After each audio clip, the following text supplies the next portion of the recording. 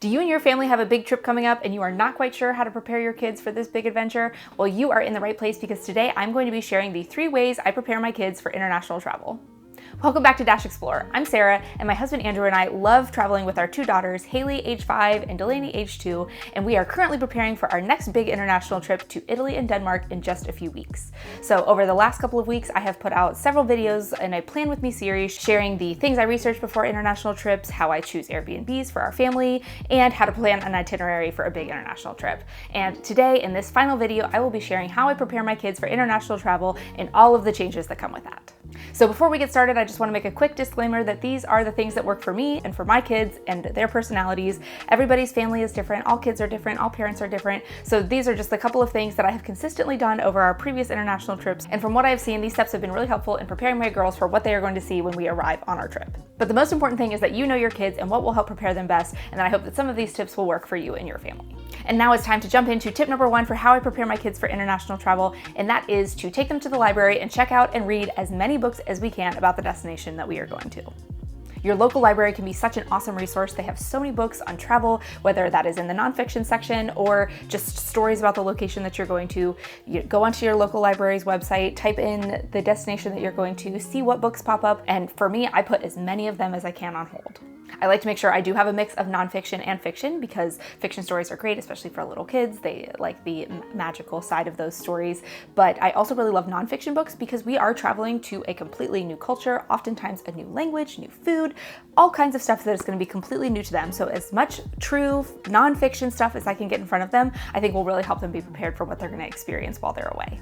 Now, Haley is a total sponge for information. She loves to learn new things, so we really have such a fun time sitting down, looking through these books with her. Even though she can't read yet, she does like to flip through and look at the pictures. Her personal favorite was the gelato page in the Italy book we most recently checked out. But by having these books and letting her look through them on her own, seeing what she's going to see, she takes in all that information, and that just makes the trip so much more exciting for her once we arrive. Now, in addition to the places that you are traveling to, you can also check out books on planes or cruises or airports or whatever method of transportation you're gonna be taking while you get there. Just anything you can to help your kids see and prepare for what they are going to experience while they're gone. Now, Delaney is still only 2 years old, and we haven't done quite as much trip prep with her, but we do let her look at the books along with Haley, and I'm sure that as she continues to grow, we will incorporate her more into this pre-trip tradition, but so far right now, we have just been focusing on doing this with Haley. So I could go on and on about how wonderful books are. They are an excellent resource, but go to your local library or go to your local bookshop, purchase some books because I bet they would be awesome to even look at once you get home from your trip, but see what's out there, see what's available for your destination, and dive into those books with your kids. And now moving on to tip number 2, and that is to watch TV shows, movies, YouTube videos, anything visual that you can sit down and watch with your kids to prepare them for your trip. Now, we have been really fortunate that so far our big trips have taken us to Paris, New York City, and London, and now we're going to Rome. So really big major cities where a lot of movies and TV shows take place, especially on the Disney Channel, lots of stuff about Paris. But that might not always be the case for you. So that's why I also threw YouTube into this category, because we will watch trip vlogs of other families there, because I just feel like the more that they can see what the city is going to look like, because Europe, especially, I mean, anywhere outside of the US, is going to look really different. The architecture is different, the people are different, the food and how they even just exist in their daily life is going to look a lot different than how it looks here. So anything that can help them see what they're going to experience can help prepare them so it's not a total shock once they arrive. So now I'm not saying that we sit our kids down for hours and hours and hours and hours and watch tons of movies, but we have a weekly movie night, and so especially when we went to Paris, we watched Ratatouille and we watched Fancy Nancy and Aristocats and all these movies that are set in the places that we're going, and that helped to get us excited about our trip, but also to see a little bit about what that city was going to look like. And now maybe you don't want to sit down and watch a whole movie or a whole show with your kids, but you can also show them YouTube videos, especially for specific types of activities that you're going to be doing on your trip. Like when we went to the Christmas markets in Paris and Germany, we researched European Christmas markets so that they could get a little bit of a sneak peek of what that was going to look like. Or maybe you're doing a specific excursion or adventure on your trip, and maybe having your kids see that will help get them excited and get them really invested in this trip with you. So this tip can look a bunch of different ways. You do what you feel comfortable with. I know screen time can be different for every family and every kid, but there are lots of options out there. Do your research and see if you can find some ways that your kids can see what they're going to be experiencing before they arrive on the trip. And then my third and final tip to help prepare your kids for international travel is to get them involved in the process. Whether that is having them help you pack, so picking out the clothes they're gonna take, talking about what you're gonna be doing, what they might want to wear, what they might need to bring as far as shoes or even like bathing suits, whatever kind of adventures you're gonna be taking, involve them in the packing process.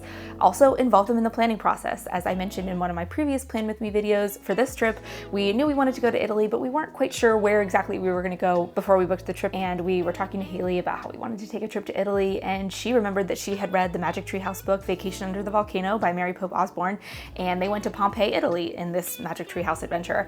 And that was something that was really exciting and interesting to her, and Andrew and I hadn't been there before, and we were looking for a new adventure. So because of that whole conversation, we're gonna go tour Pompeii in a couple weeks. So having conversations with your kids, they experience a lot of stuff in school too, especially as they start getting into elementary school, preschool. They talk about a lot of stuff and their friends are probably experiencing lots of different things too. So talk to your kids, see what might interest them. And that doesn't mean you have to choose the things that your kids talk about, but it might give you an idea of something you might want to experience. And one final way you can involve your kids in the trip planning process is to make a family wish list. Now, this is something that we started doing before our Paris trip, and it has proved to be an excellent way to help take all the things that Haley has read about in her books, she has seen in the shows and movies, and put them into an actionable list of things that we can do while we're on our trip.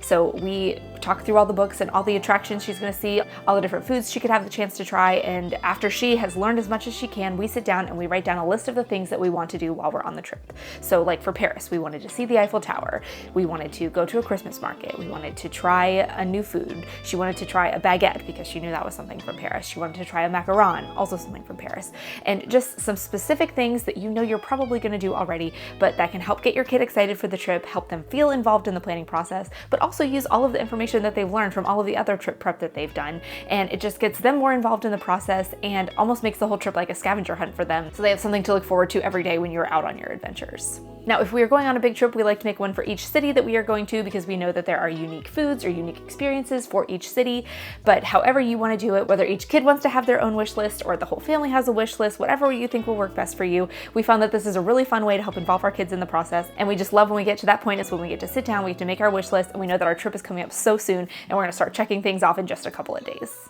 And then one final way we like to involve our kids in the trip planning and preparing process is to make a visual countdown for our trip. Now, this can be a paper chain where they pull a link off every day. It can be some kind of chalkboard or dry erase board that they erase the number of days and count down as it gets closer. Whatever will be easiest for you. This is something that we love to do, and it just really helps to get the whole family excited for the trip. Personally, since Haley is still 5 and Delaney is 2, and we don't have a real concept of time and weeks and days in this house, we like to do the paper chain because it is very visual. It is something that is an activity that we can do together. It takes 10, 15 minutes, however long you want it to take, to cut the strips apart, staple them together. Haley likes to make patterns with the colors. You can also give your kids stickers or crayons and they can color on all the links before you put them together. But this is something that we like to do about a month, maybe 20 days out from our trip, so it's not too terribly long, but something where we can hang it up in our kitchen. It is Haley's job every morning to rip a link off of the chain and just help us get closer and closer to that trip.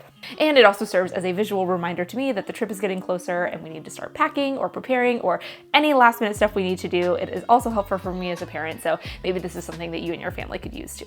So this is the way that we involve our kids in the trip planning and preparing process, and it might look differently for you and your family, but regardless of what it looks like, involve your kids in the trip, get them excited, because if they don't know anything about the place that you're going to before they show up, they're gonna have a hard time getting involved and getting excited about the things that you're doing. If you can use this as a teaching moment and have them learn a lot about the places that they're going to, learn about the monuments and the things that they're gonna see, they're gonna be even more excited to see them in person. So involve them in the process and truly make it a family vacation.